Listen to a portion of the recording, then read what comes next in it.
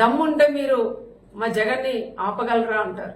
దమ్ముంది, ఎవరు మీరు అవసరం లేదు, నాకు దమ్ముంది. ఎంతమంది డిపార్ట్మెంట్ ఉన్నా నాకు దమ్ముంది, నేను నిలబెట్టగలను, నేను రాని నేను అనుకుంటే. కానీ మాది అలాంటి సంస్కృతి కాదు.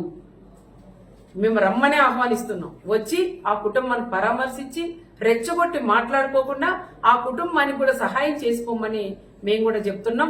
ఇంటెలిజెన్స్ డిపార్ట్మెంట్స్ వాళ్ళు కూడా సార్ అని కూడా అడుగుతున్నాం. రెచ్చగొట్టి ప్రకాష్ రెడ్డి అనే వాళ్ళు ఈ రోజు ఈ టైంలో కూడా ఆయన మళ్ళీ పెడుతున్నారు. మీకు ఆపే ధైర్యం ఉందా అని. ఇక్కడ తెలుగుదేశం బ్లడ్ ఉంది, ఇక్కడ పరిటాల బ్లడ్ ఉంది, మా చంద్రబాబు నాయుడు గారి బ్లడ్ ఉంది. మేమెందుకు ఆపమయ్యా ఆపాలంటే?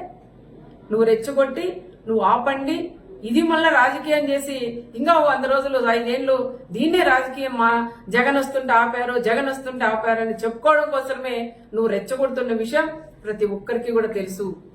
దయచేసి ఎవరైనా సరే వాళ్ళు ఎన్ని రెచ్చగొట్టినా దానిలోకి ఎవరు కూడా మీరు పోకోకుండా రేపు సమన్వయం పాటించి ఆయన వస్తాడు పోతాడు. దయచేసి ఎవరు కూడా అల్లర్లేక కానీ ఎవరింట్లో వాళ్ళు ఉండమని వాళ్ళని కోరడానికే మా కార్యకర్తలు మా లీడర్లందరినీ కూడా నేను ఇక్కడ పిలిపించాను.